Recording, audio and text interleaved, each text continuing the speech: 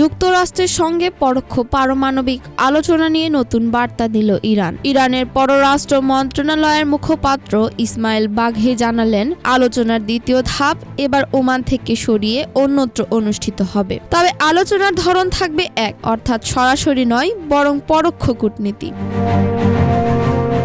ওমানে অনুষ্ঠিত প্রথম রাউন্ডের পর এবার নতুন ভেন্যু হিসেবে আলোচনায় রোমের নাম উঠে এসেছে, জানিয়েছে ইতালির একটি সূত্র। তবে আনুষ্ঠানিকভাবে এর কোনো নিশ্চয়তা এখনো মেলেনি।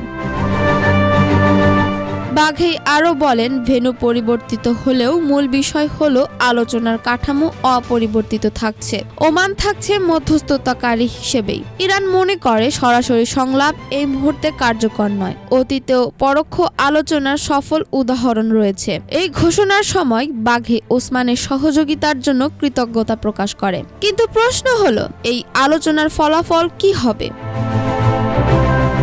বিশ্লেষকরা বলছেন, এ ধরনের স্থানান্তর কূটনৈতিক কৌশল হতে পারে, যার মাধ্যম উভয় পক্ষ আরও নমনীয় অবস্থানে আসতে পারে। আবার অনেকে আশঙ্কা করছেন, আলোচনা দীর্ঘায়িত হওয়া কিংবা স্থান পরিবর্তন পারমাণবিক সমঝোতা ভবিষ্যৎকে আরও অনিশ্চিত করে তুলতে পারে। এদিকে বিশ্বজুড়ে নিরাপত্তা বিশ্লেষকরা তাকিয়ে আছে এই পরোক্ষ সংলাপ কবে বাস্তব সমঝোতার রূপ নেয়।